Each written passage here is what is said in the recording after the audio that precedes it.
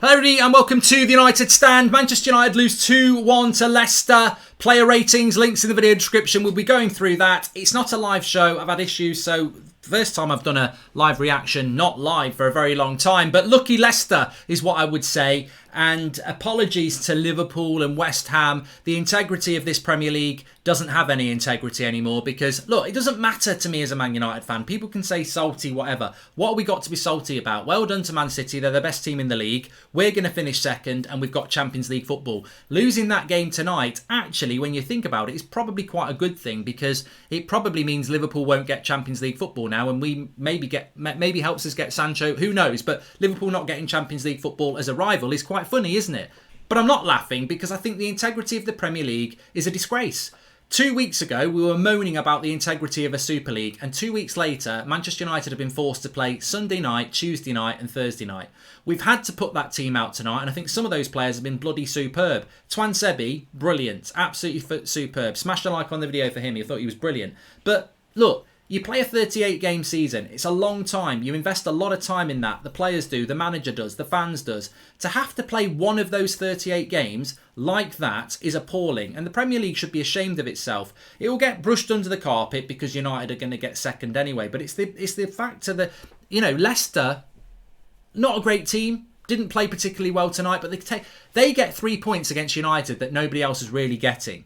That's our 5th loss of the season down. And we shouldn't be. We shouldn't be losing that game. Leicester, when Rodgers is shaking hands with Ollie at the end, he doesn't see Ollie, he sees Santa. He's been gifted 3 points. How many other teams this season are going to get to come and play United like that and get 3 points? I bet Man City would have liked it. Liverpool would have liked it.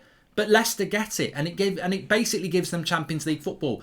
And look, I want Leicester to get Champions League football. I do. I think they deserve it. But ultimately, they've been gifted 3 points there, and I think the Premier League have got a lot to answer for that. And I don't think it's right. But look, United tonight, it was always going to happen. I predicted we would lose in the preview. I predicted 2-0, so 2-1's a little bit better. The reality is the second half was the harsh reality. I thought first half we gave them a game. Second half, obviously Rodgers had a word at half time. The lack of match sharpness from those players that were picked, the intensity that Leicester could bring because that's their first team, it showed in the second half. We defended valiantly, but we didn't really create anything and Leicester dominated the ball. It went the way I thought it was going to go. Positives for me, first half Matic. Second half he faded, and I think that's, anybody who thinks Matic has got to play more, that's why he doesn't, because second half he just hasn't got the legs. First half, he was like a newborn foal running around the field like a big show-off. He was brilliant. Second half, he just got tired. But what he did show is that we need to buy a centre defensive midfielder. 100% we've got to buy a centre defensive midfielder because what we saw in that first half was Matic on his own, taking the ball off the back four, passing the ball forward, sometimes playing a 1-2. And we dictated, and we were the better team in the first half. On the ball, we were the better team. When we play McFred, neither of them are good at taking the ball off the back four and dictating the game. So we desperately need a centre defensive midfielder. And also it was quite interesting that we played 2 relatively quick forwards in Iheanacho and Vardy. And we never looked in trouble with Twan Sebi and Bailly. So again, I think we learned something in a very weird way that we need a holding midfielder who's like Matic, but can actually play 90 minutes every week. And we need a quicker centre-back to play with Maguire. And, I think that's the improvement. And I thought we played well in the first half. Second half, you've got Mata blowing out his arse because he can't do it. Matic the same. And I think that, a lot of, Brandon Williams, Tellez, Twan Sebi, Bailly, Van der Beek, Diallo, they're not used to playing first team football, and it showed in the second half. But first half I thought they gave a really good account of themselves, all of them. I actually liked Van der Beek in the midfield. I know that might be controversial, but I did.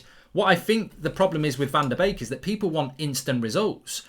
It's like going down the gym on January the 1st after gorging on cheese and wine and crisps over Christmas and expecting to walk out with a 6-pack. It's not going to happen. You've got to do it again and again and again and again. And let's not forget, we play McFred every single week and people say they don't like them or they were okay this week. Donny plays 1 game and it's like, we can't play there.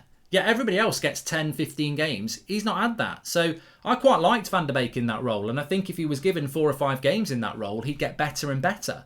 So I quite liked him in that role. But ultimately, the integrity of that game is on the floor, isn't it? Let's do the player ratings. So look, De Gea today, he made a really good save, didn't he, actually, in the second half? That really, really good save. Couldn't do anything about the goals, so I'd probably just give him a 6.2. You could give him a 6.5 to be fair. Brandon Williams, again, look, I'm not going to go in on any of these players tonight. I think the reality is that Brandon Williams, I can't remember him playing 5 games this season. Somebody will probably tell me he has, but I don't think he has. Looked very, very rusty. Needed to go on loan this season. He's lost a year of his career. I hope he can get it back by going on loan next season, so I'll give him a 6. You see, I think that's harsh.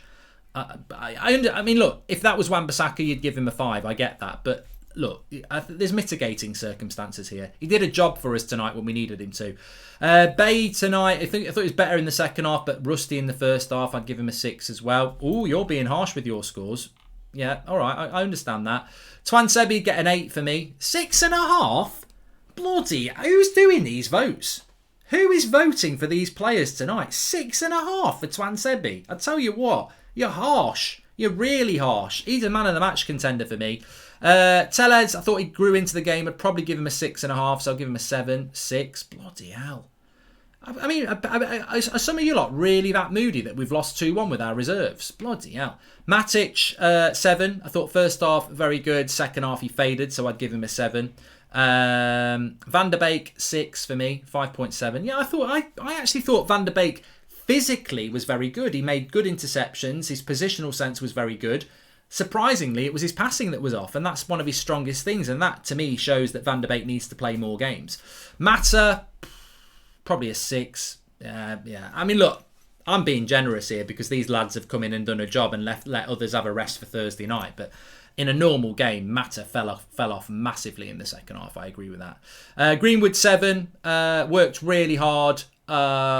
And, you know, he's played, that's his 3rd game as well. He played against Roma, he played against Villa, and he's started again tonight. Fantastic finish. I thought he worked really, really hard, and he got a great goal as well. But in the second half, he just disappeared like all of our attack did. But the work rate of somebody, and look, and I think the most important thing here is that we're playing Leicester City. They're going to get Champions League football. They've had a very good season, and we've given them a free ride tonight, and some of our lads have turned up and really worked hard, and Mason was one of those. Alanga, I'd give him a 6. I thought he worked hard as well. Another player that, you know, never would have been playing. Maybe they got 10 minutes in the last game of the season against Wolves. But, you know, to start against Leicester, this never would have happened if it wasn't for the Premier League fixtures.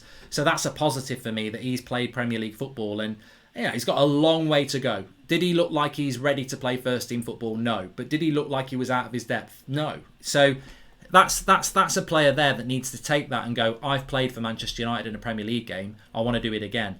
Diallo, to me, looks ready. I give him a 7. Look, assist, not a lot for him to do, but there was times where he was working really hard. His physicality, his speed, his passing. He looks better than Dan James to me.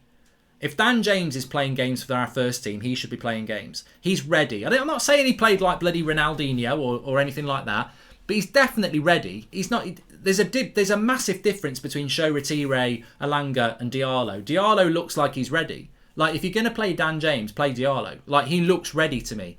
I'm not saying he's like the world's best player yet, but he's a player that I'd compare him to Van der Beek tonight. I didn't see any difference. Yeah, they look a bit rusty, but give them more game time. Build on it. So I thought Diallo was good tonight. Cavani didn't play long enough. Give him a 6. Rashford, yeah, didn't play long enough. So that's fine. Ollie tonight, I'll give him a 7. I think that, you know, to give Ollie a low score seems a little bit silly because I thought, you know, he's done what he had to do. What was he supposed to do? I didn't really want him to make the subs he did, but he's only lost 2-1 to Leicester. On a different day, we might have got a draw out of that, and that would have been a fantastic result to do that. So I thought Ollie's a 7 for me. I don't get why everyone's being so negative in the chat. Maybe we've been infiltrated by Liverpool fans. I think we probably have been swamped by Liverpool fans because the scores are a bit low. I think my scores tonight are actually reflective of what the truth is. Man of the match. Your man of the match is going to be, submit your vote time, Mason Greenwood, 51%. Not for me. Second time in a row, Greenwood wins man of the match, but not for me. I thought Wan-Bissaka edged him out on Sunday, and I think that Twansebi should have edged him out tonight. But this is the world we live in, people. If you're a defender, it's very hard to outdo the striker. This is why they win the Ballon d'Ors, because everyone goes with the goal scorers. You can sort of understand it. But I thought Twansebi was fantastic tonight. So smash a like on the video for Twansebi. Absolutely brilliant. I'm baffled why he's not played so many games. But there you go. Anyway, sorry for all the technical issues tonight. I'm sure the fan forum's up and running. You have got my match reaction. Smash a like on the video, subscribe, have a great evening, and I'll speak to you all soon.